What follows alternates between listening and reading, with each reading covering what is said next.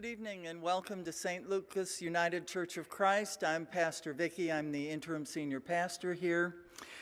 I thank you for coming, whether in person or on live stream. We seem to have quite a few people participating on live stream. I suspect that might have something to do with the weather. I appreciate you folks who were so hardy as to go ahead and come out. A few housekeeping notes. For one, if you would please make sure that your phones are either on vibrate or turned off. We would greatly appreciate it. And if you need to use the restroom at some point, if you go out those doors on this level and turn right, there's a restroom right there. If you go up the steps and to your right, there are other restrooms there. After the presentation, there will be a question and answer period. If you have a question, please raise your hand and wait for the microphone to come to you.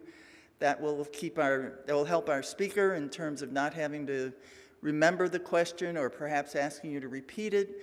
It also helps with the live stream so that the people who are with us online can also hear the question.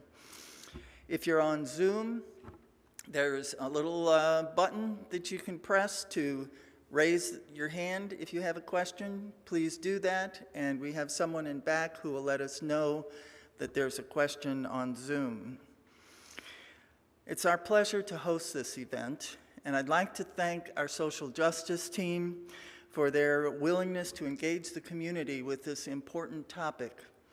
This topic has become more and more important as the use of opioids has gone from legal usage, which has had its own issues, to illegal usage, and we'll be hearing about that.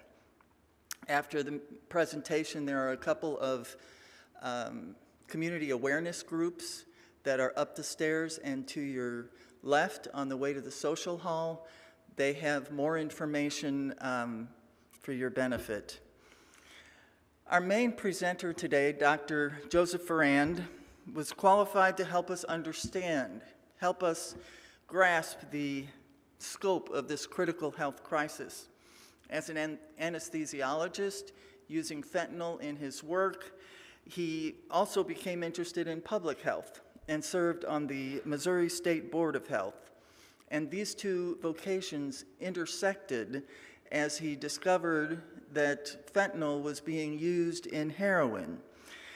This began his fight against opioid abuse and addiction and is what brings him here today. I'm looking forward, as I'm sure you are, to hearing what Dr. Ferrand and his colleagues have to share with us this evening. So I give the microphone to Dr. Ferrand. Thank you.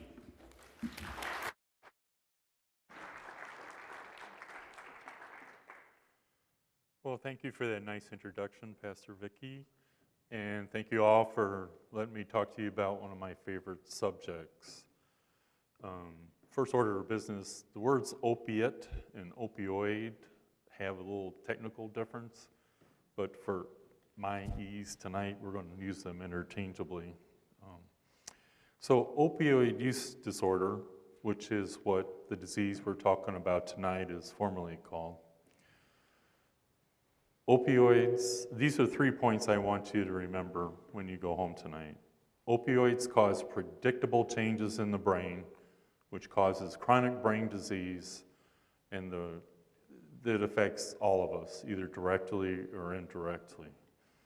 Second point, current treatment effectiveness for opiate addiction, it currently approaches that of the treatment for other chronic diseases like high blood pressure and diabetes. And we're honored to have Dr. Smith here who actually treats, and he'll fill you in on that more. And then just like any other chronic disease, is so much easier to prevent it than to treat it, even though we have successful treatments now. So Pastor Vicki sort of covered, everybody asks, what's an anesthesiologist doing in addiction medicine? Like she said, I was on the State Board of Health and trying to be a good public health doobie and reading the CDC weekly reports. And maybe I should start off by saying, for the first 25 years of my career, I did cardiac anesthesia, which in the 1980s and 90s was 95% fentanyl. So I have witnessed thousands of intentional fentanyl overdoses. I mean, it's a beautiful anesthetic. Blood pressure hardly changes, heart rate comes down just a little bit. But if you have a sick heart, we like lower heart rates as opposed to higher heart rates, so that's not really a big deal. It does not affect the squeeze of the heart muscle at all, which is unusual for anesthetics. But boy, does it stop you from breathing. It's very predictable, 16, 12, 8, 4. And that's hard to look at if you're looking at a monitor, and then 0. And that's fine and dandy if you're in an operating room ready to breathe for people. So you can imagine when I saw this article in 2008, going, what the heck is non-pharmaceutical fentanyl? But it turns out this is the first report that I know of heroin being cut with fentanyl, and this was in 2008. And the blue bars are deaths from fentanyl being in the heroin, because fentanyl is 50 times more potent than heroin. And people were dying in Baltimore, Philadelphia, and Detroit. And then the first arrow on their production facility rated by the DEA in Mexico, which is where the fentanyl's still coming from. Anyway, the plant closed because they raided it and the problem went away. However, the authors concluded the study, and I concurred, that if this ever becomes mainstream, this is going to be an unbelievable public health problem. So we all know supply chains change really quickly. The last I heard, the precursors for fentanyl, it's totally synthetic, it's made in the laboratory, are produced in China and apparently now India, and shipped over to Mexico, where the final assembly plant is, if you will, and then transported across the southern border and right up Highway 55 on its way to Chicago. Yeah. So what exactly are opiates? Basically, it's any compound that will fit into the opiate receptor, which is misnamed. Turns out we knew about morphine in last century already. When we were trying to figure out how morphine worked, the scientists tagged it and found out it bound to these receptors, which they called opiate receptors. But really, those receptors aren't there for opiates. They're there for the internally, normally occurring compounds in the body, which you probably know, if you watch Legally Blonde, you know are endorphins. And I'm glad you like that. Actually, the word endorphin is a contraction from the word endogenous, or internally produced, and morphine, so endorphin. And there are a couple other compounds in that group, enkephalins and dynorphins. I don't know my audience here too. Maybe I'll talk a little bit about what a receptor is exactly. Have you ever wondered how an organism can communicate with a specific cell, what it needs that cell to do at that time? Well, most of that is based on receptors, receptor triggering. So you have the inside of a cell, it's basically water, surrounded by a cell membrane that's basically fat. Remember, oil and water don't mix. And then the outside is more water. Receptors are a group of proteins that extend from the outside of the cell to the interior. And the part on the outside, I'm going to use the analogy of an old-time keyed lock on your front door. The outside of the lock where the key fits is the receptor. It's a specific shaped molecule that goes in there.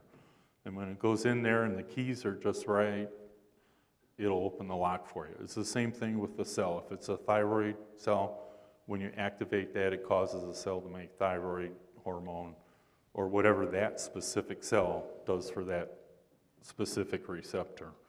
Where are these? Did that work? Yeah, okay. Where are these receptors located? Pretty much throughout the body. This is not even an inclusive list, but we're just going to talk about the central nervous system today. And what do the opiates do what do the endorphins do when they are triggered? And they are beautiful traumatic pain relievers. That would be like broken bones, surgical incisions. There are other kinds of pains like visceral pain, where you stretch an internal organ, like kidney stones. Bet you know somebody knows how those hurt. But opioids would not be the first choice for that, as with neuropathic pain if anybody has diabetic neuropathy. We talked about the respiratory rate going to 0, and it's most times you take respiratory depressants, you start taking shallow breaths and usually a little bit faster. Opiates you keep taking really deep breaths, it's just a number of times a minute. Just very predictable. And in the GI tract, they slow transit of food and stuff, so you end up with constipation, nausea, vomiting, and pinpoint pupils. Once you've seen that, the inner part of your eye gets really constricted. That's a real sign of opiate overdose. And they also cause positive reinforcement in the I want more center of your brain, and we're going to go into a lot of detail about that. So opiates come in natural, semi-synthetic, and fully synthetic varieties. The natural ones begin with the poppy plant. It used to be in the old days, you eat a lot of poppy seed bagels, you could possibly turn your opiate screening urine test positive. I mean, you'd have to eat a lot of them, but it was possible. And then morphine, opium is like the gum around the flower. I don't want to know the chemistry. And morphine is just one step away from that, and that is the compound against we measure all other opiates. So for sake of comparison, we're calling that a potency of 1. And then man couldn't leave well enough alone, so we came up with the semi-synthetic opiates. Hydrocodone and oxycodone are used very frequently for post-op surgical pain. You probably know them as Vicodin, Norco, Percodan, Percocet. And if you see your heroin, 2 times as potent as morphine. And we also have semi-synthetic opiates which actually block the receptors. I think the analogy here would be if you go to the hardware store and you get a blank, but don't cut the keys in it, when you stick it in the lock, it occupies the space so you can't put another key in there, blocks the receptor, but it doesn't activate the receptor, so it actually reverses. And I think you've all heard of Narcan. That's the antidote. It displaces fentanyl or heroin from the receptor very quickly. Naltrexone is a longer acting Narcan, if you will. And I think Dr. Smith is going to talk about buprenorphine. It's kind of a oddball. It stimulates the receptor up until a point and then kind of plateaus off and then just occupies the receptor, kind of acts as a blocker. So man had to get his fingers in things again. So these are the synthetic. They're totally made in the laboratory. There's no poppy plants anywhere, just chemicals off the shelf. And you can see methadone is a very long-acting, and I'm sure Dr. Smith's going to talk about that. And then look at fentanyl. You notice all the ones are around the potency of morphine. Fentanyl's 100 times more potent than morphine on a milligram to milligram basis. And if you look at the duration, it's the shortest acting. It's the one that's fat soluble as opposed to water soluble. So it crosses membranes really quickly. So very fast onset, very fast offset, and I'll mention that a little bit later. And tramadol, I think a lot of people have heard that. That's kind of a hybrid. I think one end of the molecule fits into opiate receptors and the other end into serotonin receptors and a couple others. But anyway, if you hear it, it is an opiate to some extent. So now I would like to dispel one myth in particular. This is a shot from my movie, and on the balance to the left is a thin line of white powder. That's 50 milligrams of fentanyl, 1/20th the weight of a penny. Now, by my calculations, in an opioid-naive patient or person, somebody who's not addicted and doesn't have tolerance, that represents between 50 and 100 fatal doses. It's good stuff when you use it right. Now you notice that's my fat hand down in the right lower corner, and I'm not afraid of touching the fentanyl. I think you've seen, oh yeah, 2 little crystals and boom. That's a bunch of hooey. Fentanyl is not absorbed through the skin. You hear about fentanyl patches for chronic pain. That is specially formulated to drive the fentanyl through the skin, and it's a very slow process, like 50 mics in an hour, not all of a sudden. Now, fentanyl is absorbed through mucous membranes. So I kind of worry about police dogs. They're just going around sniffing and you stick your nose in some white powder. If it's fentanyl, it could very easily be absorbed and overdose. And that brings to mind, recently there was a policewoman in Florida that made the news that found a wad of cash, and when she opened it up, she found white crystals.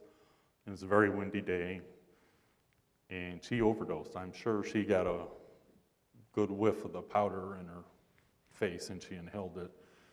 But she got Narcan. It did take 2 doses, but she's just fine and dandy. So now my favorite little piece of this. Not going to go real deep in the science part, but the neuroscience of opiate addiction. Interestingly enough, I didn't know, but Dr. Smith and I both adore Dr. Corey Waller, who, just like Dr. Smith, is an emergency room physician out of Grand Rapids, double boarded in addiction medicine, and professional speaker. I heard him down at WashU, and go to YouTube. Any of his videos are great, but this one in particular.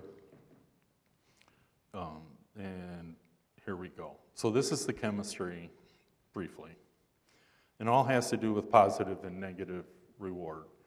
So this is a picture of B.F. Skinner, the father of experimental psychology and the theory of behavioralism, where positive and negative reinforcement determines behavior. So, and this is his little experimental model, the Skinner box. The rat hits the bar. If something good happens, the rat really quickly learns to keep doing that. If something bad happens, he quickly learns not to do that. Just a little side note, B.F. Skinner went to the same college I did, and he came back for his 50th reunion, the old fart, and I actually heard a lecture from him. I don't get to say that much anymore. So it turns out, with all our new tools at our disposal, that we have identified the anatomic center of that positive-negative reinforcement, and that is the nucleus accumbens, which is in the middle of the brain there, the slide section. It's not higher cortical thinking. It's down in the animal instinct or survival level that, your brain is telling me when that fires off that something is a threat to your survival. So you really can't override it consciously. So the way it works, if you want to really know, is the ventral tegmental area, or VTA, is just loaded with opiate receptors. And the opiates come in there and cause it to when they activate the receptors, cause it downstream to release dopamine into the nucleus accumbens and increase the dopamine level. So I can't believe they can measure nanograms per deciliter, but they can do functional MRI scans, not at XL imaging, but in the laboratory with it finely tuned. And it turns out baseline dopamine levels, 50 nanograms per deciliter. So anything higher than that is a positive reinforcement, making you want to do it again. Anything lower than that is a negative reinforcement, and so you're going to learn very quickly not to put your hand on that hot stove because your dopamine level is going to go down. So Dr. Waller says at 40, you wake up with 40, you're not going to feel like you want to get out of bed. In fact, his example is you pick up the phone, fake vomit, and call work and say, can't get out of bed, not coming into work today. So on the good side, your best day ever, your endorphins can get your dopamine levels up to 100. I'm not talking like a good day, I'm talking the absolute best day you've ever had. So, anybody who's not heard me give this talk before want to gander what your dopamine level would be after a good shot of opiates? Guesses? Have you heard me talk before? You're right. Darn close to 1,000. That's 20 times your baseline and 10 times more than your brain has ever seen. It has no clue what to do with that. So it's like any living organism, it adapts. The first step, which happens within minutes to hours, is it releases less dopamine. And that's kind of what the phenomenon of acute tolerance. Immediately it takes more drug to get the same effect. And that is followed by decreased production of dopamine as you continue to be exposed to opiates. And then as you keep being exposed to opiates, the nerves atrophy. Just like in your muscles, you don't use them, they shrink up and aren't as big. And then the final step is apoptosis, which took me a week to learn how to say. It's a fancy medical term for programmed cell death. Basically, the brain says, cells, we don't need you anymore. Good riddance, and they die off. That process begins as early as 2 weeks after your initial exposure to opiates and continues. It's not like on-off. So the longer you're exposed, the more apoptosis you get. Dr. Waller calls this a stroke in the happy part of the brain. Basically, you have diminished your ability to get to the baseline dopamine level of 50. So now instead of walking around at 50, you're walking around at 30 or 40, and you don't feel good. And yet you remember what it was like to feel good. And so your midbrain, your survival brain, starts to tell you that you've got to do whatever it takes to get your dopamine level back to baseline 50. And that's what it'll do. Now, it turns out there are other areas of the brain that are involved in craving. And we know this by functional MRI scanning, too. You actually see the craving parts of the brain light up. So let's try and tackle this. So 3 days of no water. I've never gone 3 days without drinking anything. I don't imagine it's got to be horrible. We're going to, for comparative sake, call that a 1 level of craving. 5 days of no food. You can look at me, I've never done that. Can't imagine. But think about it. That's 3 times the amount of craving as no water. If you stopped eating on Sunday and Friday you haven't eaten anything, what would you do? Would you shoplift from the grocery store so you could have something to eat? Probably consider real carefully. Would you steal money from your friends and family so you could go buy food? Stop your craving? I'm pretty sure I would. That's 3 times the craving of no water. What do we think you would feel like if you're addicted to opioids? You would feel like 30 days with no opioids. It's 1,000 times more than 5 days and no food. I shudder to think of the behavior I would be capable of if I craved something that much. And just to reinforce this, I got a couple clips from my movie of former addicts, and they're going to describe their experiences right after they overdosed and were brought back with Narcan. The thing that was on my mind after I had just died was that I wanted more of that particular heroin. I wanted more. And they told me, they blew a vein, hit me with the Narcan, so they had to hit me again with the Narcan. That's why that explains the blood all over me. And they looked shocked that I was alive, and I like I said, I don't remember anything other than right before I fell out and right after, with all the confusion of like, who are these faces? I didn't feel like sleep. It was just done. That's all. And if there was a feeling at all, it was just like, I'm done. And that was the in between, just black. And when I woke up, I was pissed that I woke up. Emphasize that. If you think about it, if we go back to the science of this, you took somebody who had a dopamine level of 900, and they still wanted more, because that's the I want more center, and you gave them the Narcan, and you dropped them probably to 10. And 40 makes you so bad, you're not going to go into work. You can't get out of bed. So you took somebody who's feeling pretty decent and turned them angry. So if you're walking down the street and you have Narcan with you and you come across an overdose, please use your Narcan. It's the only thing that's going to save that person. But don't expect them to be waking up and saying thank you and all, because they're probably going to be pissed off. So anyway, just tee this up for Dr. Smith. So this whole dopamine thing is the theoretical basis for what's called medication-assisted therapy. And that is, you put people on low-dose opiates, low is a relative term, just enough so that their craving is gone. And then you still need to do cognitive behavioral therapy because they still have addiction brain, but at least they're attentive to what you have to say. Now I'm going to talk a little bit about impact on the community.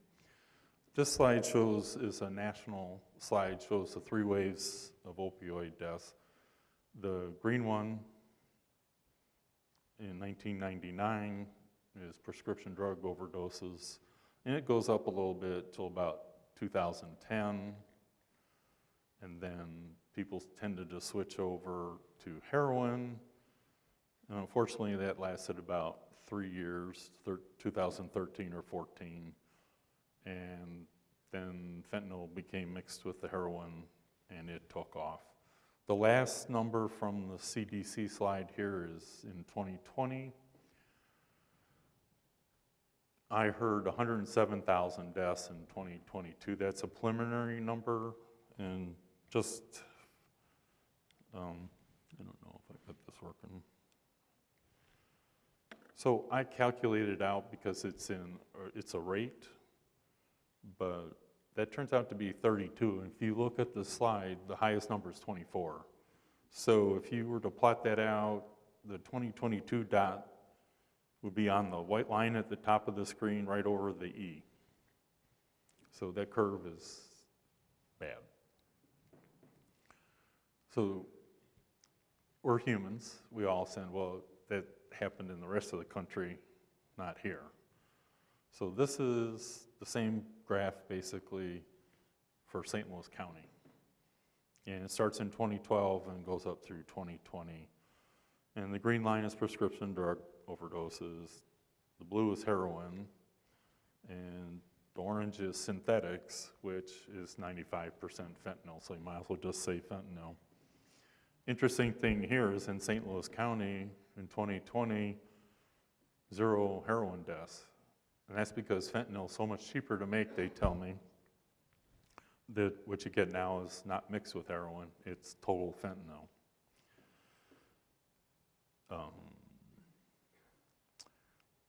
So I had the Department of Health, because you can still say, well, that's all North County, right? I had the Department of Health pull South County specific. They divide the county up into 5 subregions. So the zip codes you see there are South County subregion, and this is hospital emergency room admissions for overdoses, which is going to be understated because once you've taken somebody from 900 to 10, they're not want to go to the hospital. They're still pissed off at you for saving their lives. Anyway, but if you look at it carefully, Lee May, Afton, and Sunset Hills have pretty significant hospital admissions. And you can't get around that, that's right here. And then I had them pull injury-related mortalities. And the thing I forgot to say, we talk about mortality because it's easy for us to quantify, but it's just the tip of the iceberg. A lot of these kids are 20s, they've got parents, maybe grandparents, maybe children of their own. Imagine the hole that puts in the family. Imagine the number of years of quality of life lost when take a 25-year-old. And think of their economic potential. I mean, maybe the person could have thought of how to do nuclear fusion. Maybe not, but that's an opportunity cost. So getting back to the South County specific, you're probably the first people to see this.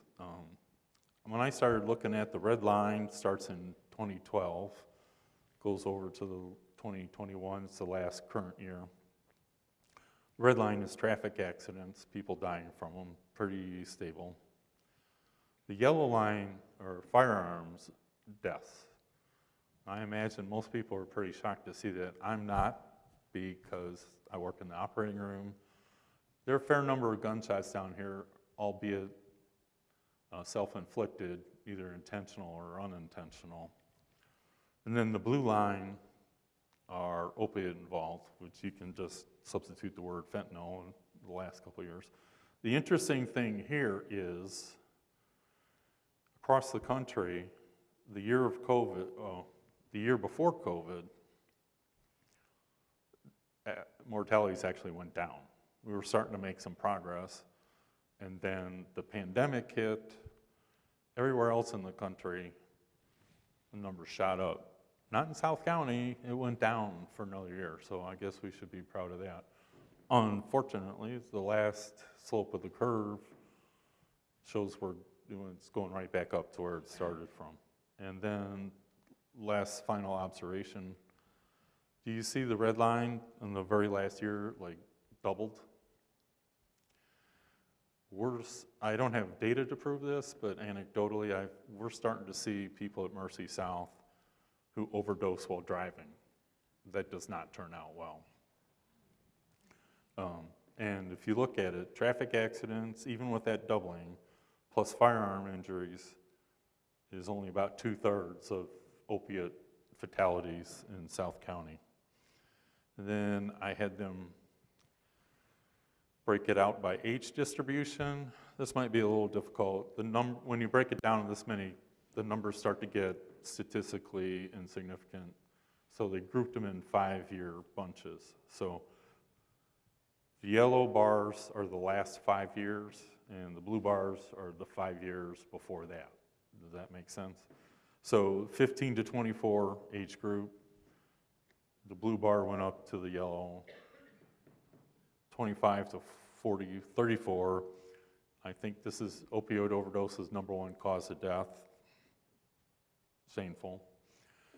And then it declines. Being the age that I am, the one on the far right, 55 to 64, increased 200%, over 200% in those 5 years. So it's in all age groups, everywhere. In 2018, the Hospital Association calculated, and this is 2018, 4 years old, so you know it's a lot higher. Total economic cost is $12.6 billion for the state, which is more than agriculture, mining, and utility sector in the whole state. So it's a huge problem. And next, it's my pleasure to introduce Patrolman Kenny Sheets, Sunset Hills Police Department, former, oh no, you're never former, right? United States Marine Corps and Missouri Army National Guard. And he's here to talk to us about the local community effect that he sees. And it bumped me out.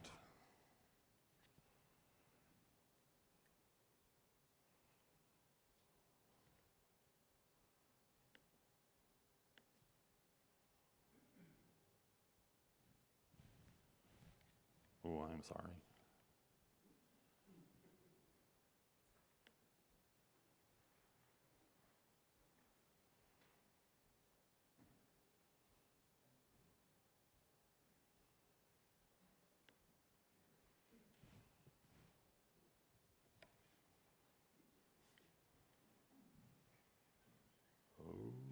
Okay.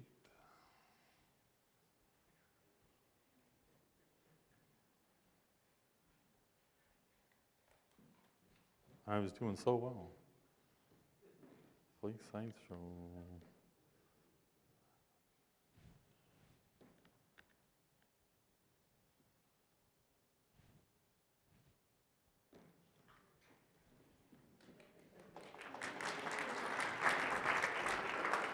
I think that's for you.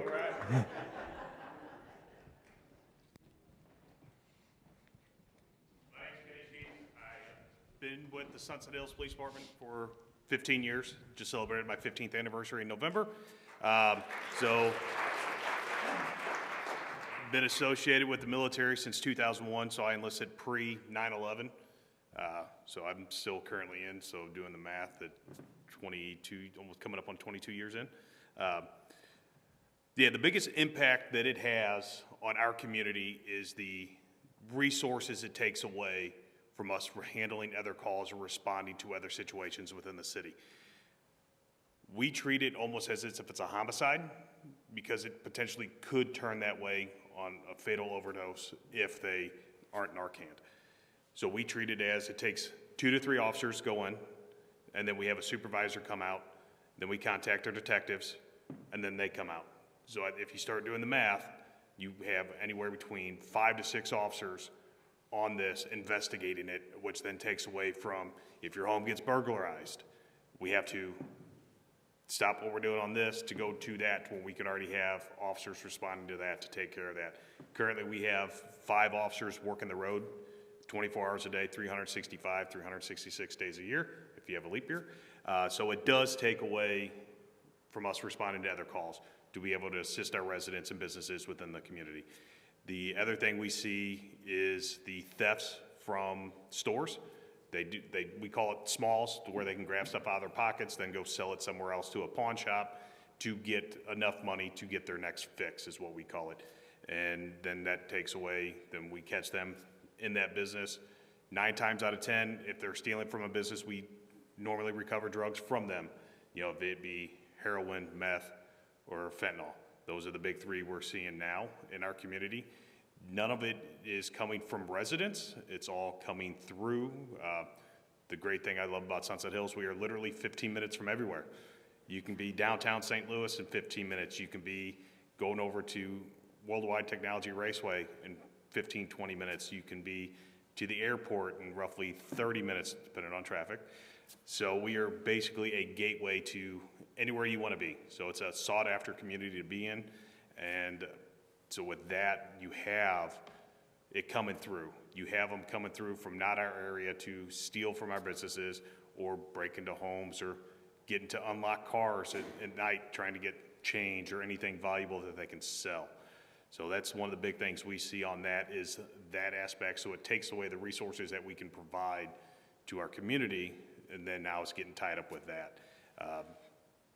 So that's basically, I'll leave it at that. So if you guys have any other questions on that, we will cover that at the end. So.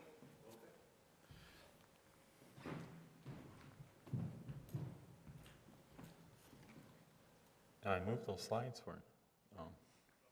That's okay. I just want to talk one more cost from opiates that you might probably not have thought of, and that's these people are injecting these things with dirty needles. And I think if you understand that in this population, there's a high incidence of hepatitis C and AIDS, HIV, so those were a risk factor. But you probably haven't thought about endocarditis. If you inject bacteria into your vein, not once, but over time, bacteria travel up through the heart, and they just love the backside of a heart valve.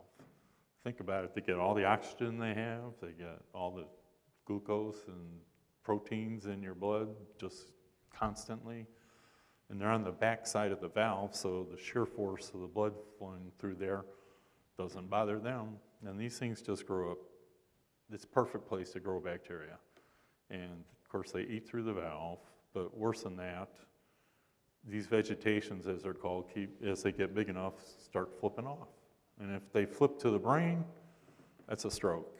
And in fact, 26% of people with endocarditis get strokes. If it goes down to your leg, you can get your leg amputated because it stops the blood flow. If it goes to your epidural space, which I imagine everybody knows from labor epidurals, but it's right next to the spinal cord, and as that abscess grows, it can compress the spinal cord. If it does in the lower back, you can become paraplegic and not use your legs. And if it's in your neck, it can be your arms and your legs. So that's a big deal to treat. It's like 6 weeks of IV antibiotics, and then they try and change your valve. But it's impossible to sterilize, and there's a very high reinfection rate after heart surgery. And now I'm going to kind of close this up. We just saw the New York Times article came out about Philadelphia, where apparently the thing about buying drugs on the street is, like when I pick up a vial of fentanyl, I know there are 50 micrograms per cc, not 49, not 51, 50. You buy it on the street, it could be 25, it could be 100, it could be anything, heroin in there. I hear they're putting fentanyl in the meth now. I mean, you have no idea what you're getting. And in Philadelphia, apparently they're putting xylazine in it, which I had never heard of because it's not approved for human use in the United States. It's a veterinary sedative, and apparently it causes major skin necrosis or big swaths of skin to die. And so I took a few pictures. This lady, if you notice, she only has one leg, and she has a very big wound on her right forearm. And this is a close-up of that. And she injected into an artery once, which I don't advise for anything, even, anyway, if you look at her fingertips, they are black. Those are dead. They're either falling off or getting amputated. And then this slide really, really, really struck home. Look at this, and I loved the caption when I first read it, self-destruction at its finest. But then I thought about it, her self is in her consciousness, which is in the cerebral cortex. This is not her, this is the opiates tricking her midbrain into thinking that if she doesn't get more opiates, it's a threat to her survival. So look how skinny she is. She's not eating, she's not drinking. She's just getting her dopamine level as high as she can by getting more fentanyl. And if you think about it, we talked about the short half-life of fentanyl. She's got to inject 3 or 4 times a day. It's a bad choice, but that's what's out there and that's what people are doing. So I hope you're not too upset by all this, because this girl moved from Philadelphia to St. Louis, of all places, and after 5 months of treatment, she looks like this. Miracles do happen. But look at her arms. permanent scars, and her brain is permanently scarred. And I think I went over a little bit, but I just want to leave you with one final clip from my movie. It's a short one. Prevention is the best key. So this is a former... You are not smart enough either to beat it. You're just not. I thought I was. Everybody I know who gets high thinks they are. You're not smart enough either.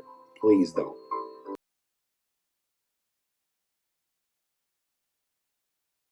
Smith. I am superbly honored.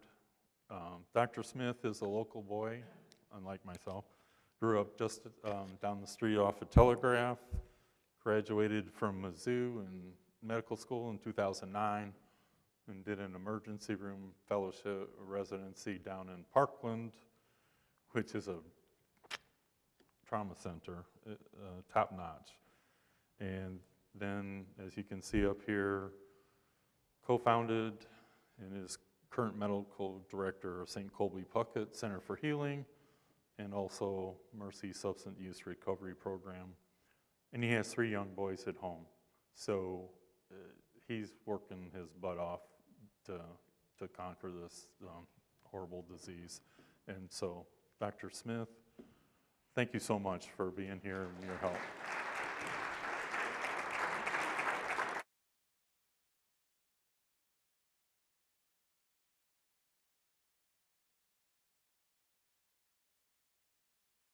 Round of applause because we're all meeting to reduce the stigma associated with this disease.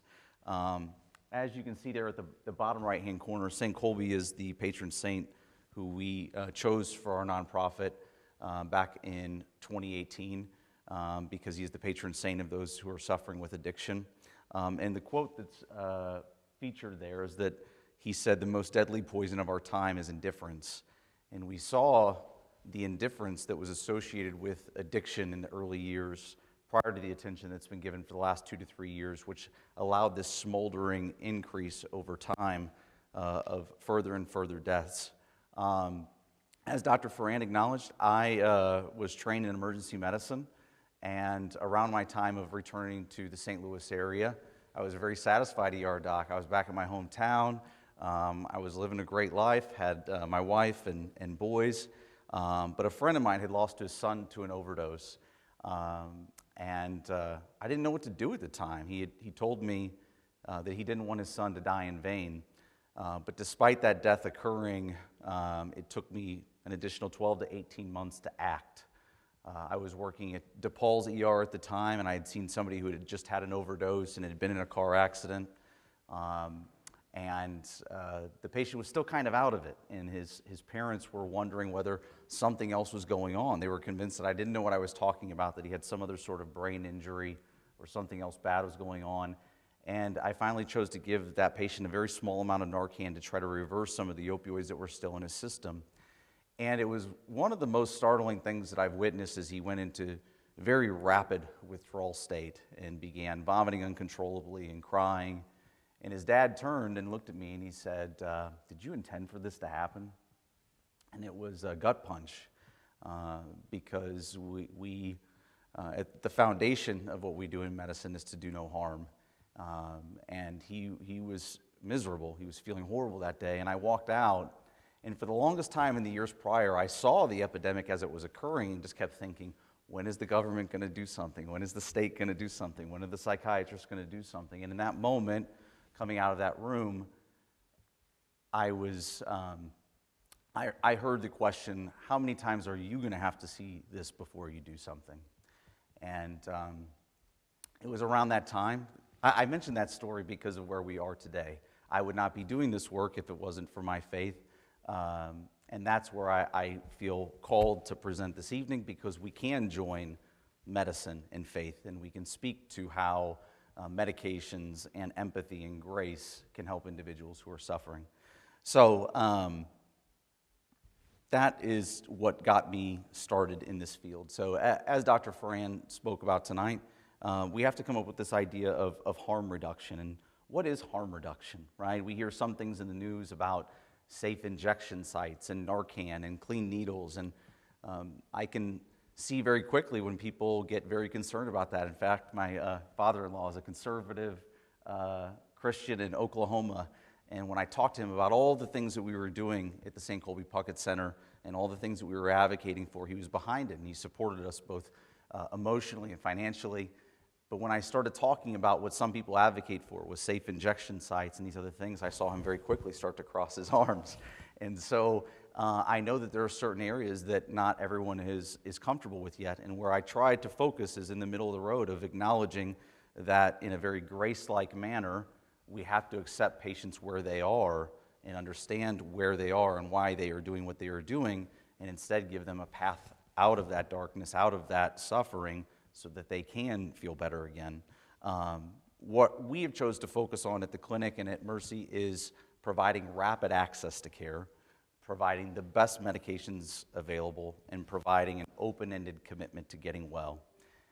In the past, in a lot of ways in medicine, people are expected to be perfect or expected to wait for their opportunity. And the analogy that I always use with that ER mindset, if somebody came into me today after eating fast food and if they were sick and vomiting, I wouldn't go in and lecture them about their food choices. I would first go in and give them medications and help them to feel better, and then we would focus on better decisions in the future.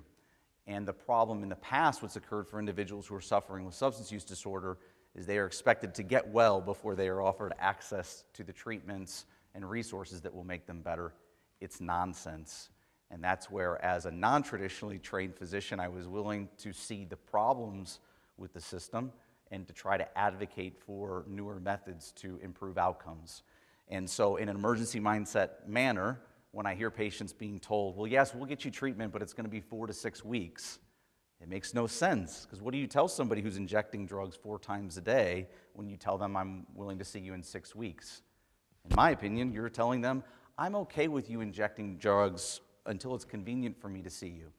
And so thankfully, we pushed for more rapid access to care. And what we are doing with our virtual programs is that a large percentage of our patients, almost approaching 100%, get access to care within 1 to 3 days. That's much more reasonable. We're removing those barriers to access to care.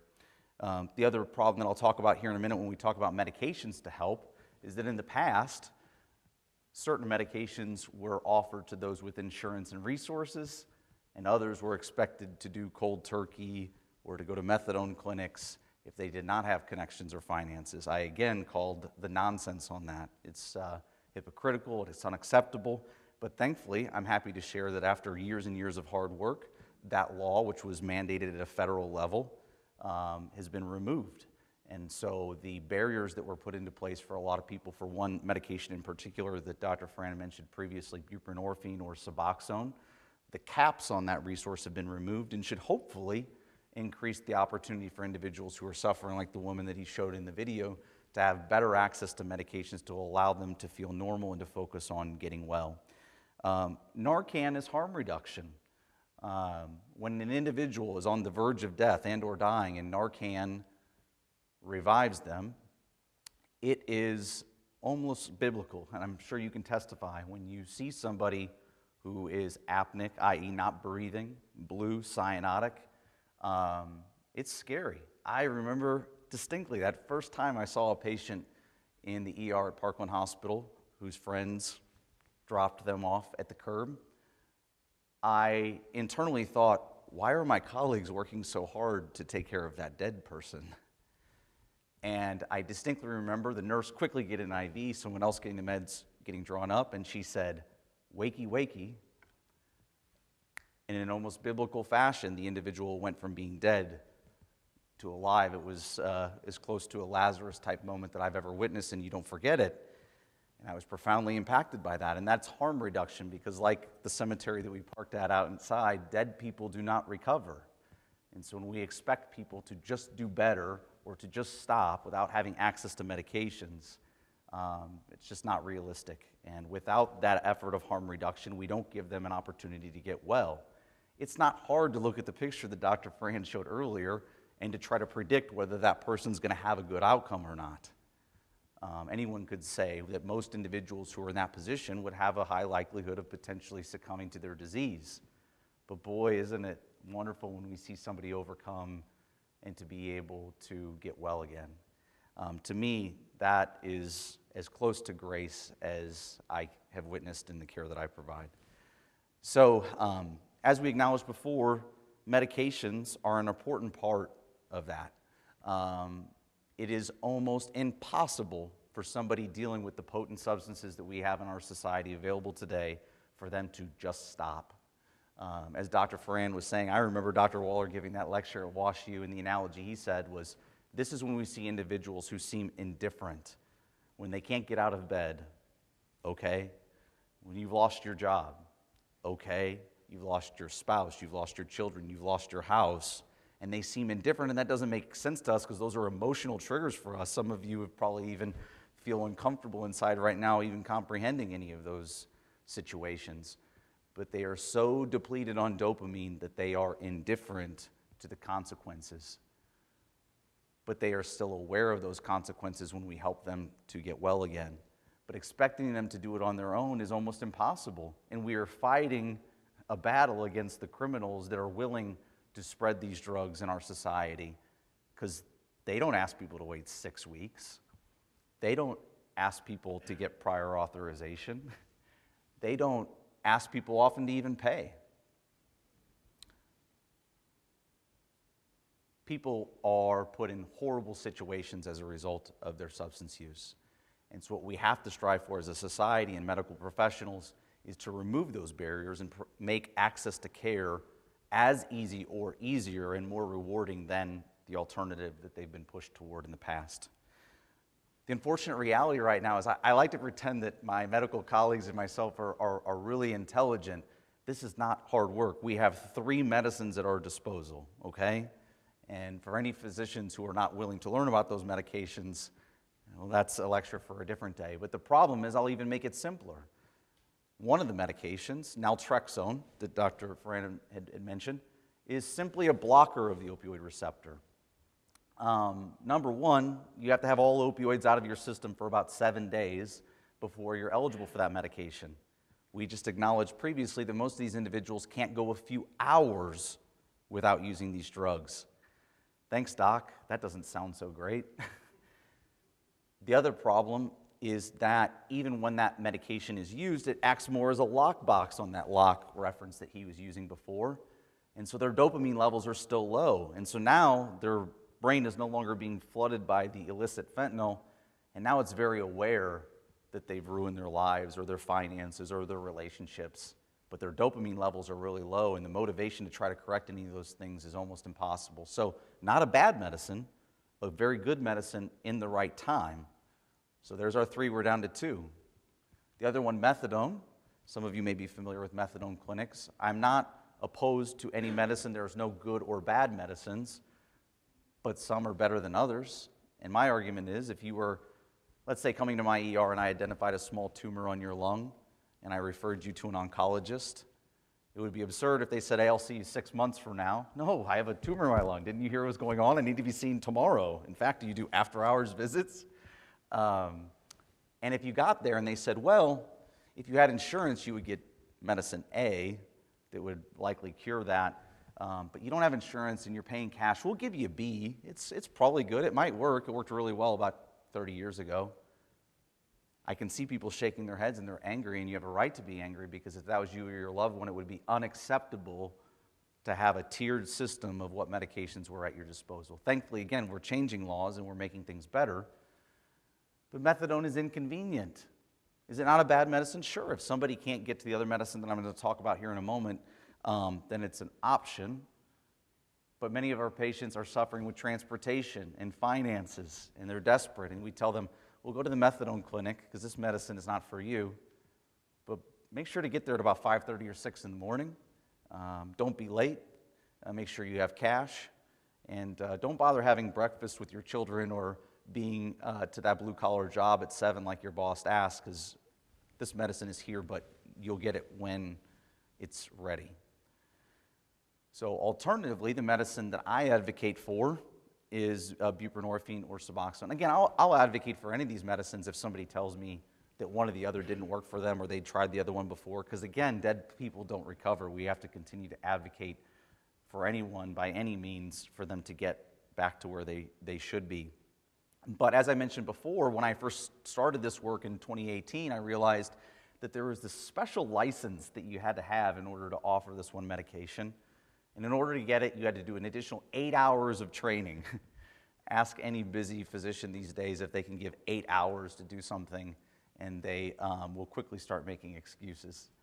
But I chose to do that training because I realized that my faith at that time was becoming stronger, and I realized that I was very blessed in the work that I was doing in the ER and what my family was receiving as blessings from that hard work, and then I needed to give back in the middle of this epidemic. And so I had this theory that if this resource was really limited and valuable and people had to pay a lot of money for it, what would happen if we just gave it away? And surprise, those individuals actually got well.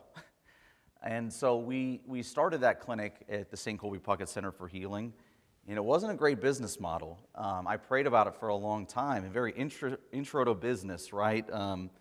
If you're charging $100 per person, you're not going to have a lot of people showing up, but if you charge $0 per person, then you're not going to be able to keep the lights on very long. And I prayed about it, and the answer I got was just open the doors. And this Wednesday, we'll be serving patients for a little over 4 years now, and not a single patient has ever had to pay for their care, whether that's because of support or faith. We are serving that mission. Thankfully, Mercy said, hey, we heard you're doing great things with very little resources. What could you do if we gave you a few more resources? And that's where we've developed this opportunity to meet patients virtually. But again, this medication dispels the myth that we sometimes hear in our society, that when we offer medication-assisted treatment or harm reduction, well, you're just replacing one drug for another. Some of you may have heard that or even said that, and I don't blame you.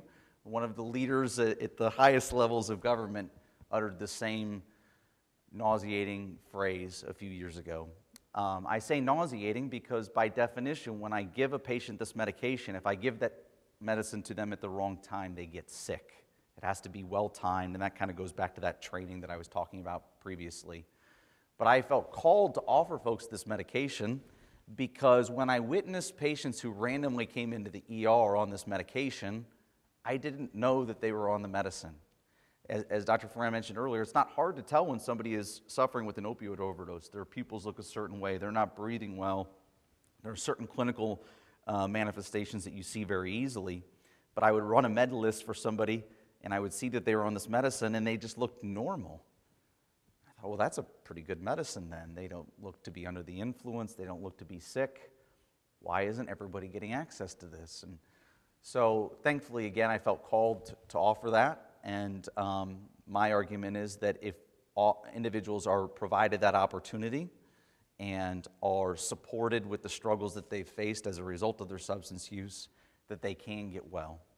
And so that's really the three medications that we have at our disposal. If another medication comes along that's better, we're physician scientists. We're willing to listen and evaluate, but for right now, those are the three that we have. And when we have 100,000 people a year dying, we have to be willing to analyze what could be done better. We saw statistics earlier that showed that the death rate was going down, but I caution anyone to be satisfied by changes like that, because we have to remember this is not a disease like COVID. It's not being transferred from one person to another. So on January 1st of 2023, when there's 0 opioid overdose deaths, any number above 1 is still unacceptable if we're looking at it from an individual standpoint. And so we've been tricked to believe, oh, well, this year there was 30,000, then it's 50,000. Oh, we made some improvements. No, we haven't. There's still a long way to go. And as I alluded to earlier when I stepped up here, you deserve the applause for showing up and educating yourself and empathizing and having a better understanding so that you can speak to other Christians in these pews or other individuals in the community or other individuals that you're concerned about. Dr. Ferran asked me to touch on how does somebody identify if somebody's dealing with a substance use disorder? Well, it's obvious if we're calling 911 and they need Narcan, but how do we see it before then? Well, has an individual ever been offered pain medications before and now they're not seeming to act like themselves. Maybe they're more irritable, maybe they're having more sick days. Have they struggled with jobs where they haven't previously? Have they struggled with relationships, finances, friends, loss of their hobbies? Those may trigger things that you've witnessed in individuals who are suffering, or may make you think of someone who could be suffering right now. And I alluded to previously that a grace-centered, empathetic approach is how we have to look at this. It's very easy to accuse and say, I think you're on drugs. I'm worried you're using drugs. I used the wrong tone there. I was suggesting that what we should be saying instead is, I'm worried that you may be struggling with drugs. I'm concerned that you may have an issue because your personality has changed, or your relationships have changed, or you've asked me for money again this month, and I'm worried something's going on. And I'm not judging you, but I know that there are ways to help. Unfortunately, a lot of these folks have been trained that help is not for them. And I can't tell you how many folks who are initially willing to deny that they have an issue are then willing to share when they can hear that it's not coming from an accusatory suggestion, but more from an empathetic understanding that they need help. So I'll close by a biblical passage that empowered me at times of challenge in facing this. In Matthew 25, we're told, truly I tell you, whatever you have done for the least of these, you have done for me. And I don't know that we have individuals on our planet who are suffering a greater least state than individuals who have lost their connections, lost their careers, lost their friends. They don't even recall what hobbies they enjoy any longer.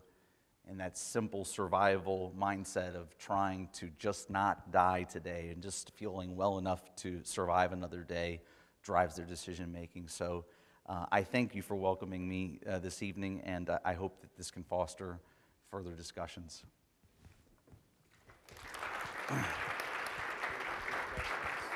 Sure.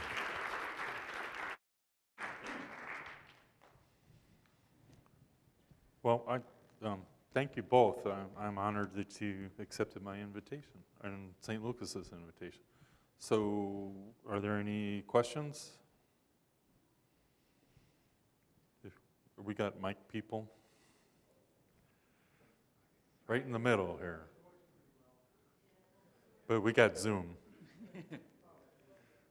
The infinite Zoom. I was wondering, so are you like with?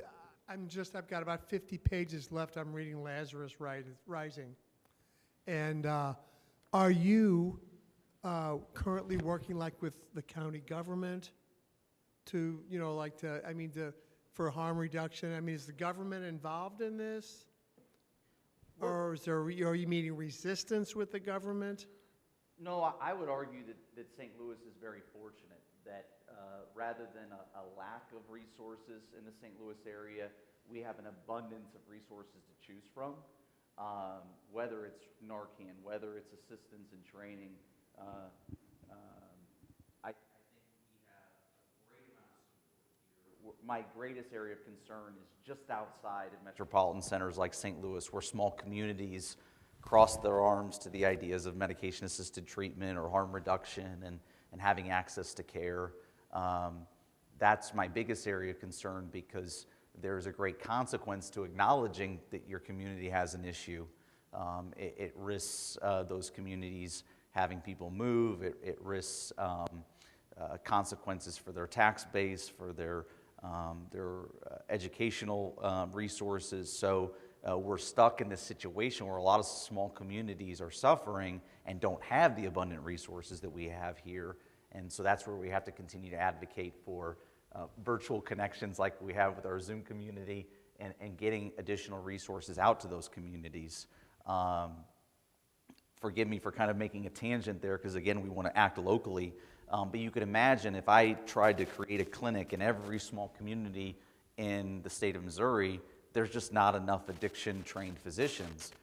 But if we use the resources at our disposal to meet people where they are, then we can help a lot of people suffering in the state and be a better use of those resources. So to your question, in the St. Louis area, I think we have a great amount of collaboration and a great amount of resources, but we still have opportunities for improvement. Can I ask any follow-ups? Well, I mean, and so, I mean, so the police are receptive to this, the county police and the municipal police are also receptive to treating this as more of a, like a illness? I would say so.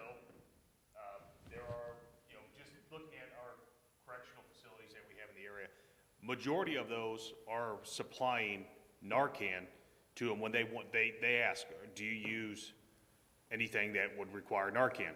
If they say yes, they offer that to them free of charge.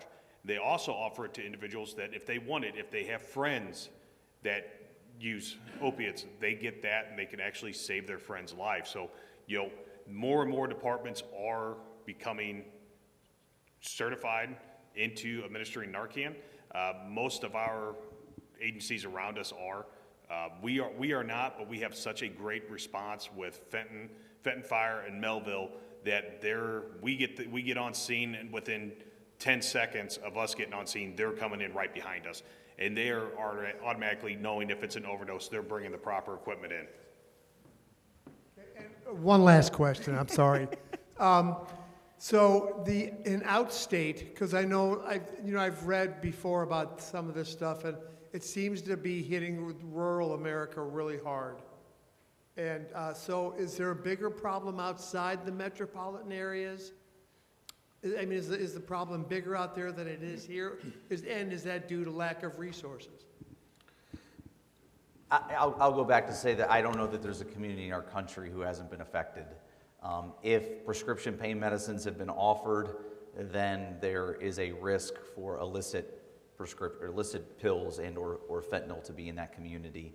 Man, I wish there wasn't, but the issue, unfortunately, affects. I've worked at a lot of small ERs outside of metropolitan areas, and I see a very similar rate of presentations there as I do in any other big hospital, and so that tells me that the issue is there. We have a question on the chat from Zoom.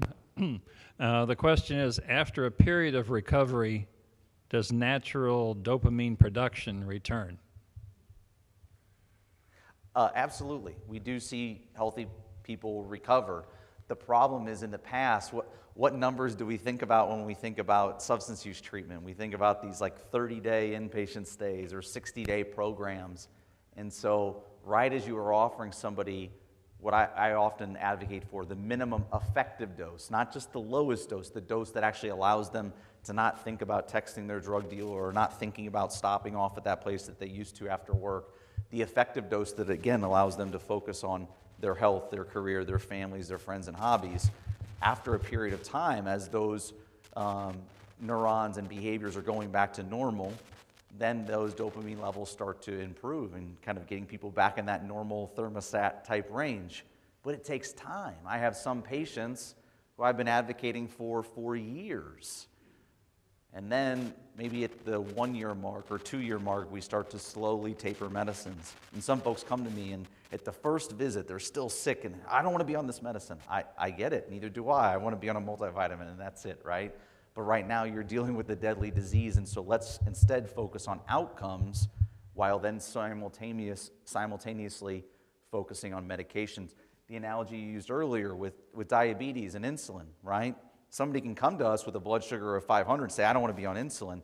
I agree, I don't want you to be on insulin either, but I also don't want you to be in the hospital with heart attacks and kidney disease requiring dialysis.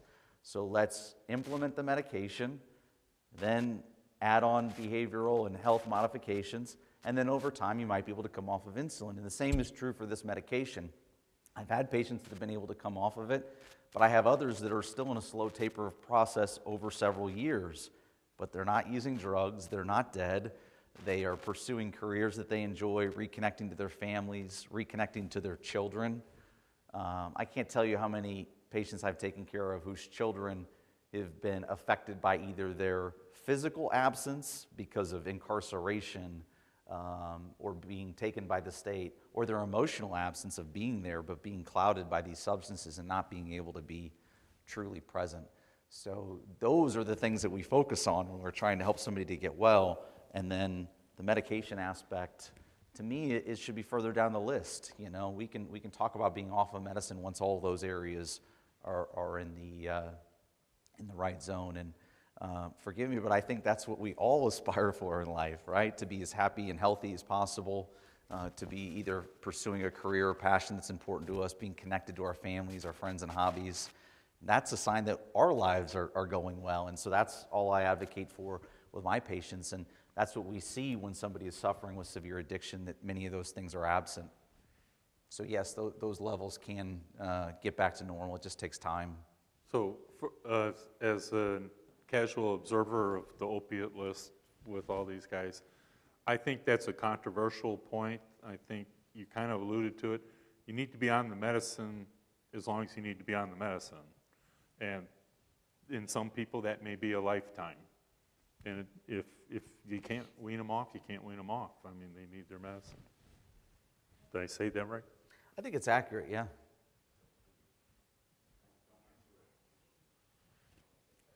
I was wondering, what role does psychological counseling and help play in treatment? You set me up so well because I had it on my card, but sometimes I just get on a roll. So when I say, medication-assisted treatment, that is not, I advocate for a medication-first model, not a medication-only model. So you're absolutely right that people have to have resources to acknowledge what was contributing to their depression or what childhood traumas may have contributed to substance use. Or, God forbid I meet some of these folks that their parents or family members introduced them to substances in their teenage years. I don't think that teenagers should be forced to suffer for the remainder of their days because their parents gave them bad recommendations. And so identifying counseling, psychiatry, or other medications for other untreated psychiatric disease that they were trying to self-treat with substances is very important.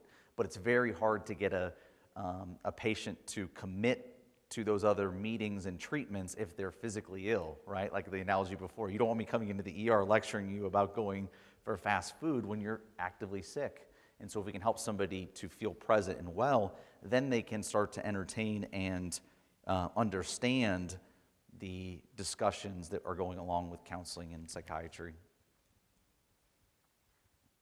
Preface this by saying I recently retired as the medical director of the newborn nursery at St. Mary's. So saw my share of drug addicted moms and babies, and the thing we dealt that was so difficult was, and some of you alluded to this, is that the fentanyl that people are getting on the streets isn't anything like the fentanyl that you get from your anesthesiologist.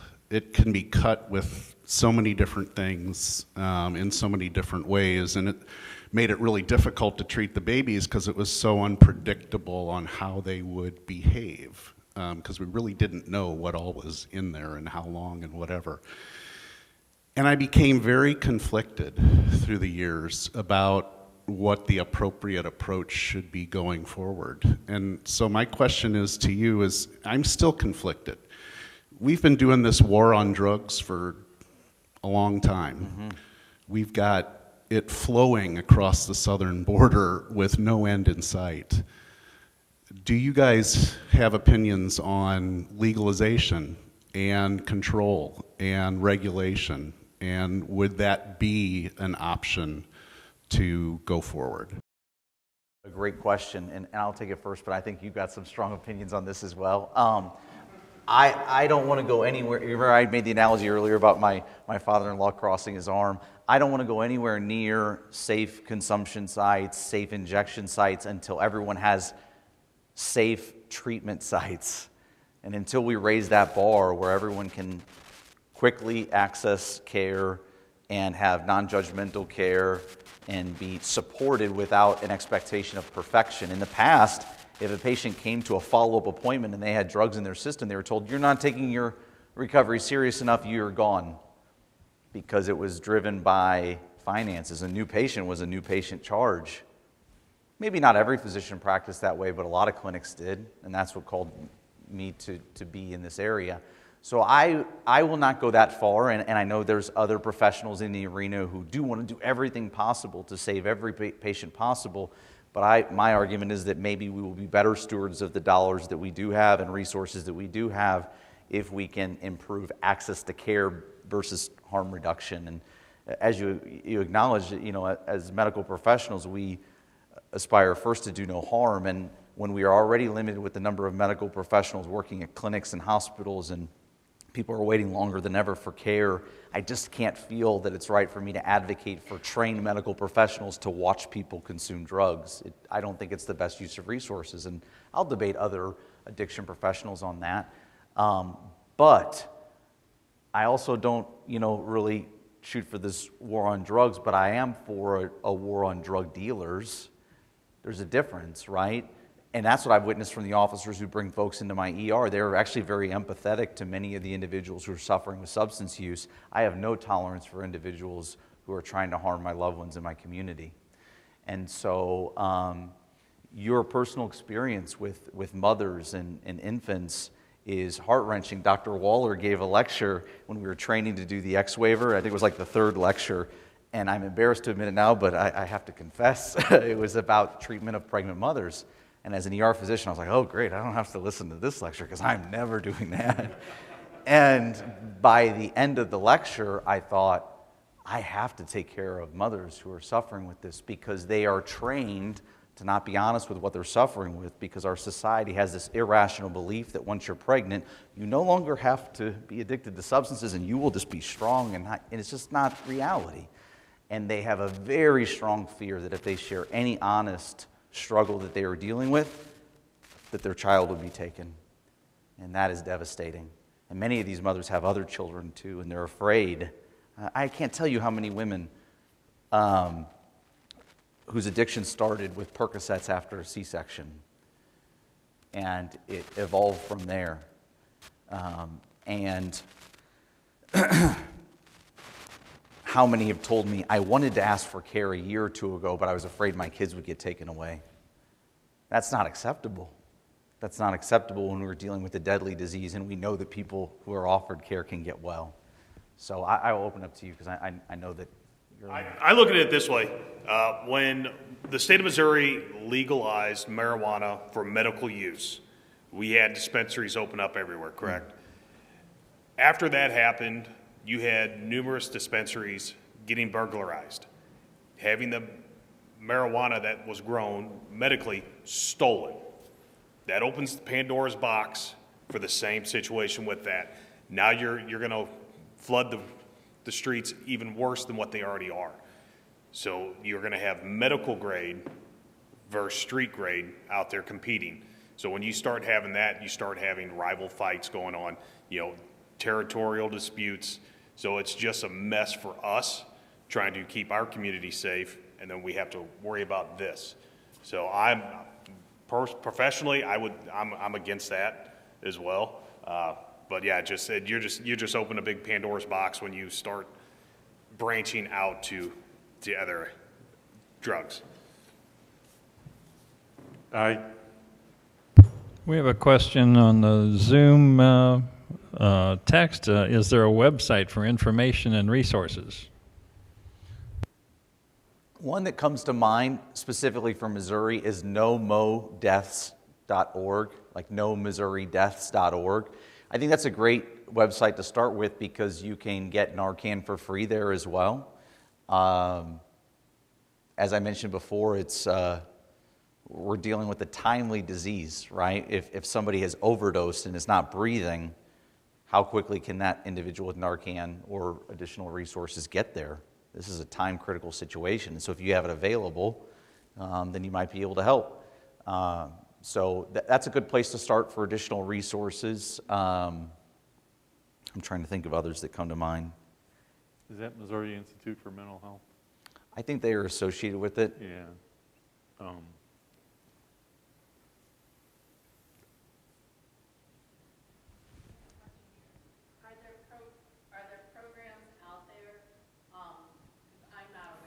But I've been naive on this, that's why I'm here.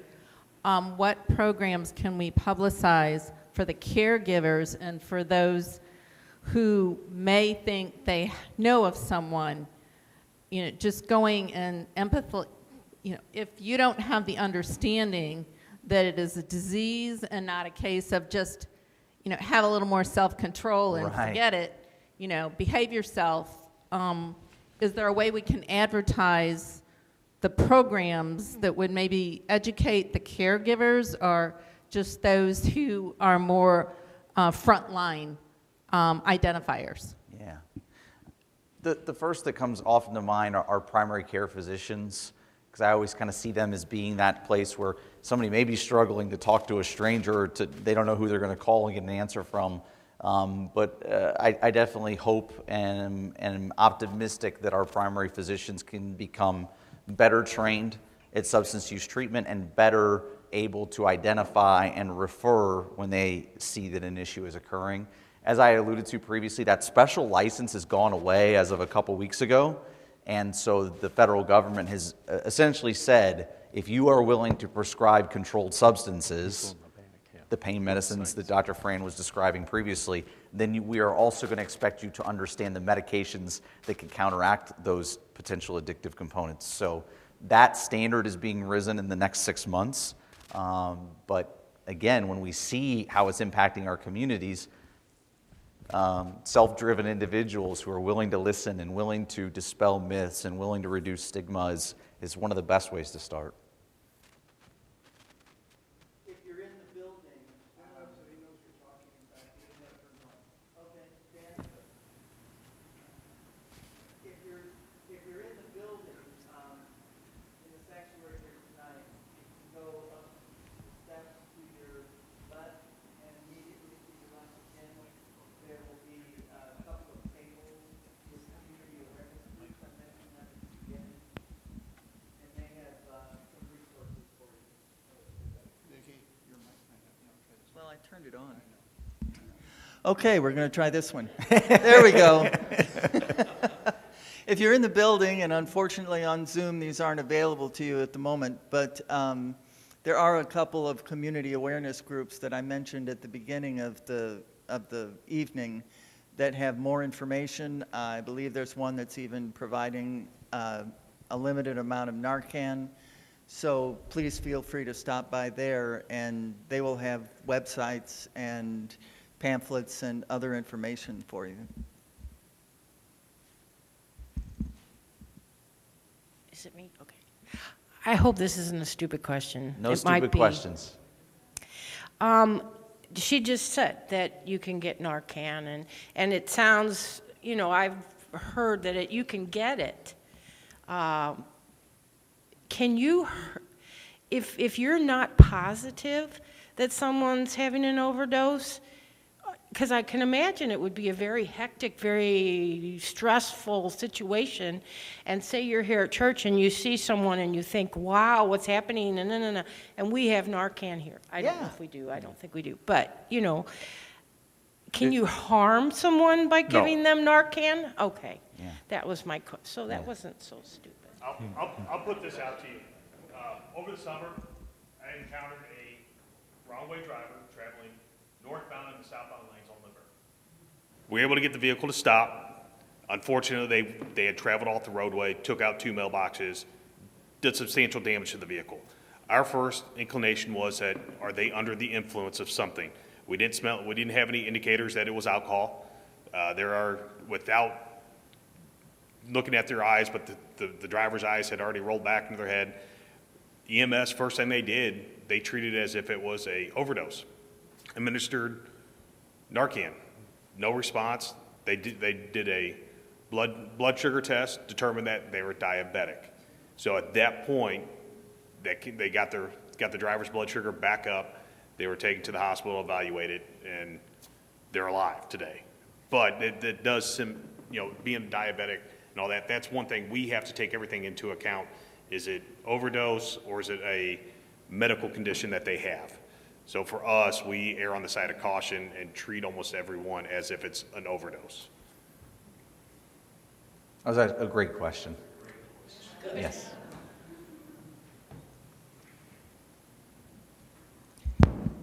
many of us are here today because we're concerned about our own children or our grandchildren, et cetera. But you gave a very startling statistic about what I'll characterize as an older population.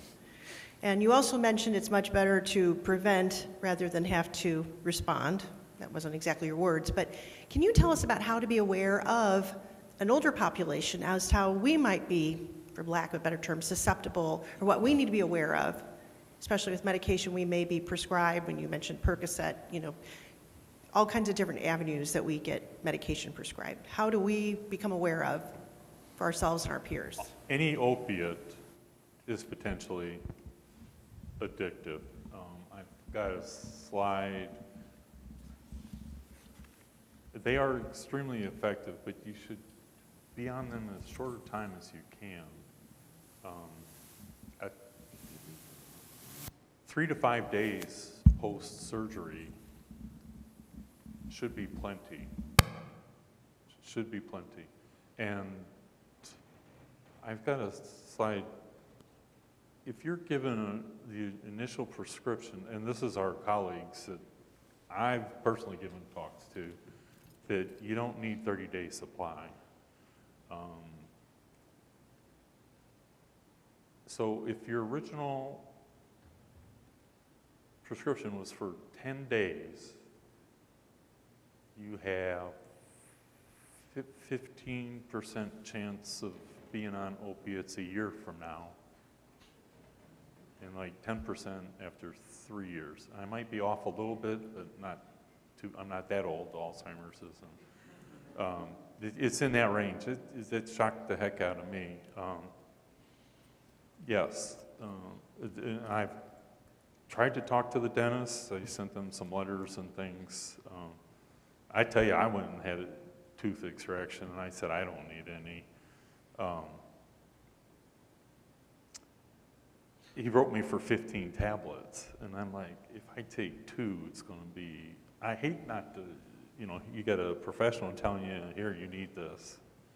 You hate not to take it. So I told the pharmacist, I'll take 5. And I got a lecture, well, if you only take 5 and you need 10 more, I can't give it to you. Don't worry, I don't need it. So the question is, older people, yes. If you got a chronic, and if you have terminal cancer or something, then that's a whole different story. We talked a lot about the severe cases and addiction, right? And the thing that I worry about sometimes, and what I've witnessed at the clinic, is people who are in that zone of tolerance, where 3 years ago, 30 tablets were good. 2 years ago, 60 tablets were good. Now 90 tablets aren't really working anymore, and they're starting to have more of the consequences of the medication rather than the benefits. And God forbid the ones who are in a situation where their physician retires and then the new doc that walks through the door says, I'm not comfortable with this. Well, I don't care if you're comfortable because I'm uncomfortable right now. What's our plan going to be? And the natural answer that most all medical professionals give is, well, we'll just start a taper. And I've heard from so many patients that the first time they start to taper down, they have these withdrawal symptoms. And so how do we deal with that when millions of people were offered pain medications in both short and long term in the past 2 decades? How do we just turn the switch off? Well, those are individuals who have legitimate pain processes, oftentimes that were out of their control, autoimmune diseases, other consequences of the labor that they did, or injuries that they didn't ask for. So again, it comes down to empathy and acknowledgement when somebody's in a tough situation. I worry most about the individuals who their physician thinks they're doing great with 60 tablets, but they're buying another 20 or 30 from friends because they don't have tolerance to the fentanyl that we're seeing in the community. And that's when we see individuals who don't wake up from a heart attack, but it was because they got a hold of something that was not what they were prescribed, and they had no intentions of using an illicit substance. They just didn't want to have pain. They didn't want to have the consequences associated with tolerance. And so that's a conversation that we're going to have for a long time for individuals that have been prescribed these for a while and are not doing anything inappropriately. It's just the consequences of physiology and tolerance. So again, just better understanding, better conversations. So I have a question. So next year I'm going to be going to college, and I know there's a lot of issues with fentanyl being laced into a lot of drugs. Obviously, I'm never going to take drugs unless they're prescribed to me, but I would at least like to keep my friends safe. And I know I've done a lot of research on it, and some of the cartels down in Mexico are dyeing the fentanyl pink. So if you end up with pink cocaine, then don't take it because you're going to have fentanyl in it. And I didn't know if there was some easy way to figure out if something has fentanyl in it to, I mean, obviously I'm going to stop my friends from doing drugs, but if they somehow are in the midst of taking them, is there an easy way to figure out if there is actual fentanyl in it? Yes, they make fentanyl test strips, and you can obtain them through, what does MIMH call themselves now? Missouri Institute for Mental Health, they have a program where you can get test strips. I think the way it works is you take a little bit of whatever, number one, don't do drugs, but if you're doing them, put a little bit of the medicine in a little bit of water, and then it's like a dipstick, like a urine test, and I don't know the specifics, but it'll come back positive or negative. And if you're going to college, it's common enough that it wouldn't be a bad idea to have some Narcan around. And I was originally on the MoHope Advisory Council, which is out of MIH, and that was a 5-year, $5 million grant from the feds to buy Narcan and distribute it free of charge. So the first thing drug companies did is run around and jack up the price of Narcan. But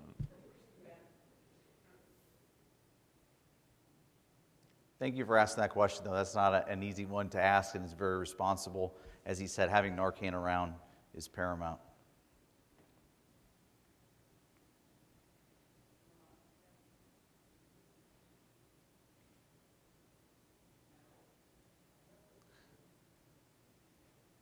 you probably need Batteries. test strips.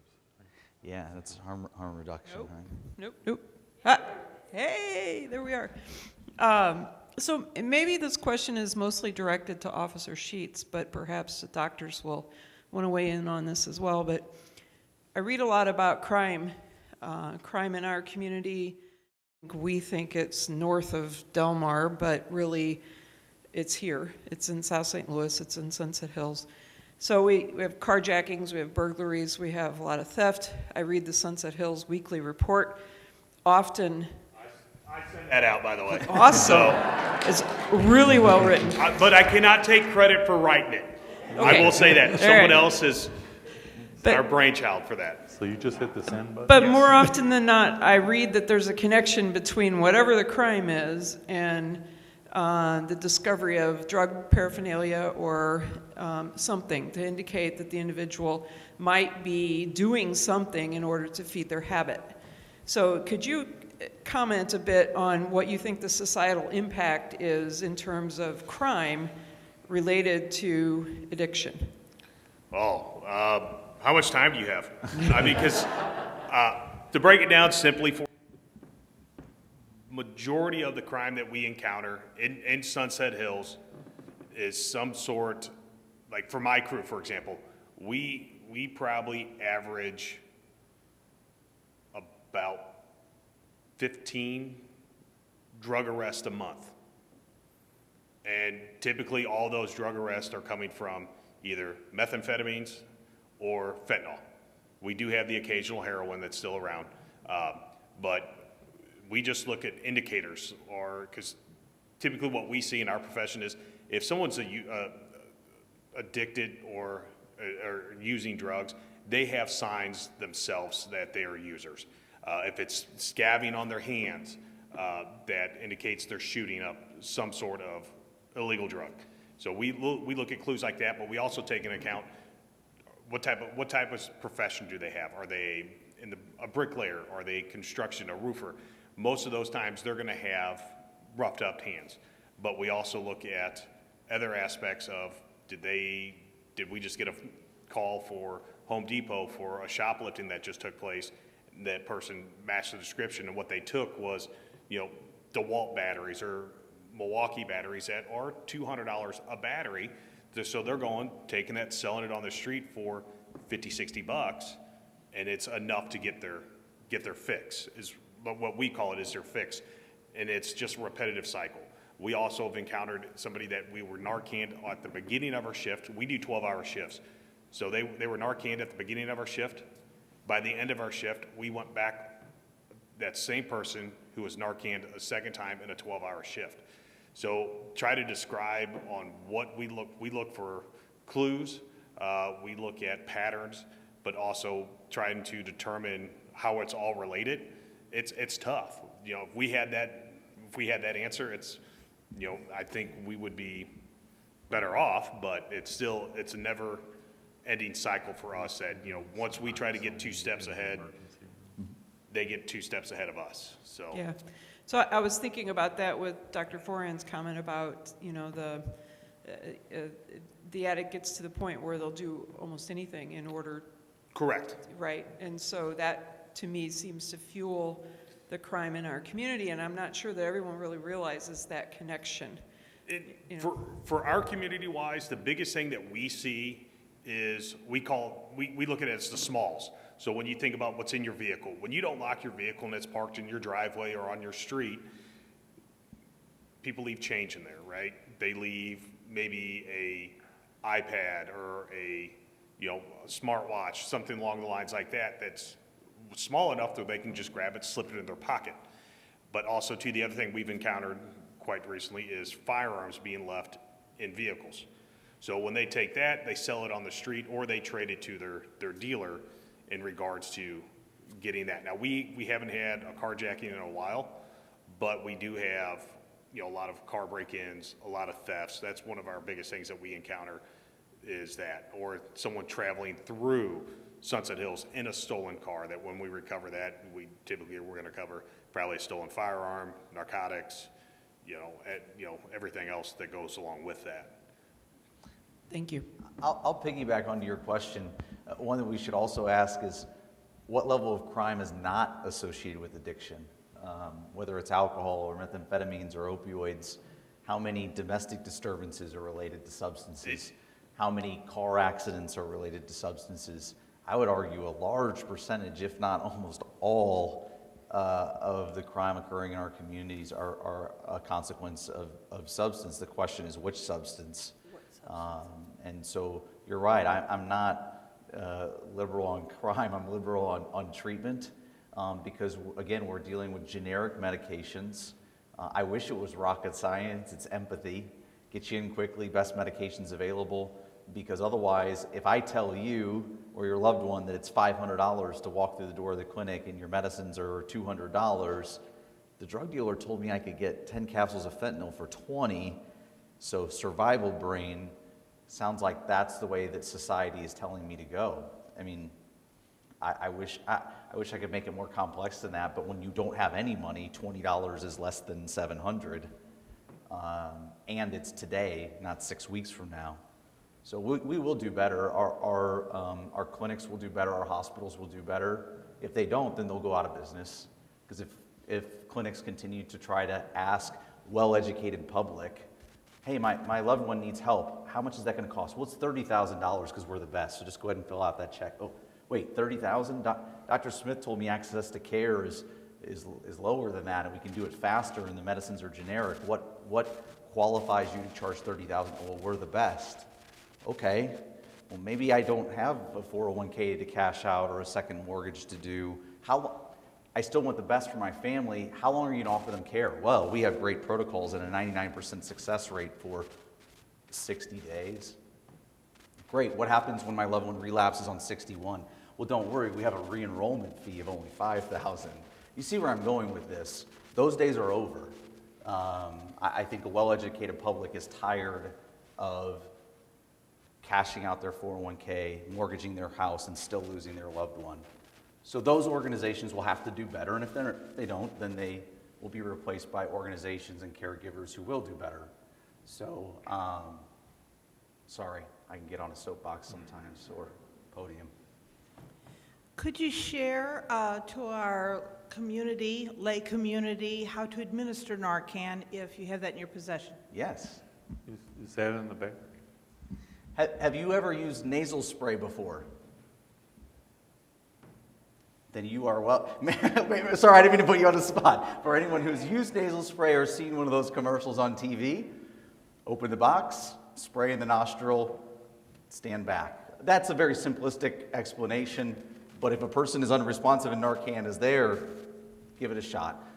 What it comes down to is that's basically it. You don't even have to have the expertise to be able to say, oh, is this a low blood sugar? Is this someone having a stroke?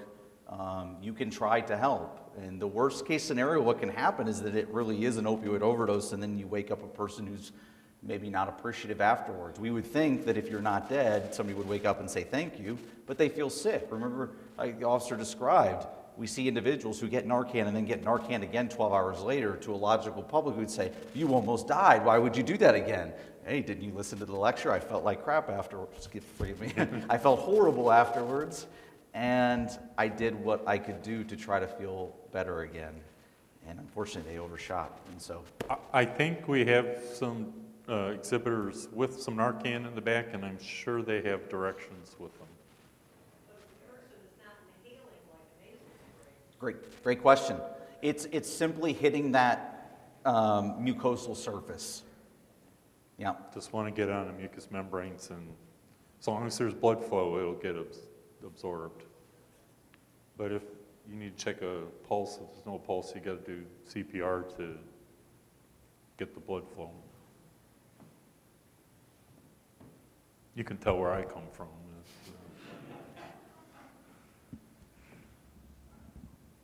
I was wondering, just thinking about this on the fly, and someone here asked me, is there a way where you could send us some of these websites that you've mentioned in passing, and we could get those onto our website, and folks could check in at stlucasucc.org, or just Google St. Lucas? Absolutely. We can get you a list of local organizations, because again, I'm not here to advertise any one organization. I just want people to have increased access to care. If we continue to raise the bar and provide more rapid access, more education, more empathy, then that's a good thing. So absolutely, I'll get a list. No problem. Thank you. It's good. We'll track it down. Gravity. I think we're about to wrap it up. We're hitting 9 o'clock pretty quickly. Are there any other questions? Any other questions? Yes, hello. Thank you for a great presentation tonight. Dr. Smith, I was going to ask you, what do you see as far as trauma-induced addiction? I know it's always, brain disease versus trauma. Now, and when you say trauma, you're kind of speaking to emotional trauma versus physical trauma, or maybe both? Maybe a little bit of both, high ACE scores. Yeah. So, unfortunately, I think of so many instances that patients experienced. One, advocating for women and children, or young men for that matter, who've been abused in their childhood, either physically, sexually, emotionally. They carry that trauma, and when they don't want to think about those things that contribute to trauma, sometimes substances help to reduce that thought process. I see oftentimes where individuals are struggling with sleep, and sometimes their mind is racing about some of those past traumas, and the substances allow them to kind of turn off their brain to get sleep so they can function in life. Physical trauma, you were just alluding to the fact that we've used fentanyl in the hospital for years. I just had a patient, severe trauma the other night, bones sticking out and severe trauma, and I had to give them pain medication in that moment. Maybe that individual didn't even cause their accident, didn't ask for the trauma, but were exposed to opioids over recurrent surgeries and recurrent treatments that they had to endure, and then you're taking that physical trauma and the exposure to the substance with their underlying genetics, and it leads to tolerance and subsequent addiction. And so again, just coming from a place of grace and empathy and trying to acknowledge what led to this point and what solutions we can offer there forward so that they don't continue to struggle with that physical or emotional trauma that contributes to things. So it's absolutely true. We see it often. But again, it focused on solutions, forward thinking, while acknowledging those things and helping them with additional resources to address those, while still offering them a path out. Okay, just to recap briefly, we will try to provide websites and such that have been discussed tonight on our website. That's at stlucasucc.org, or you can just look up St. Lucas UCC on whatever browser you're using. I'd like to thank Patrolman Sheets, Dr. Smith, and Dr. Ferran for being so generous with their time this evening.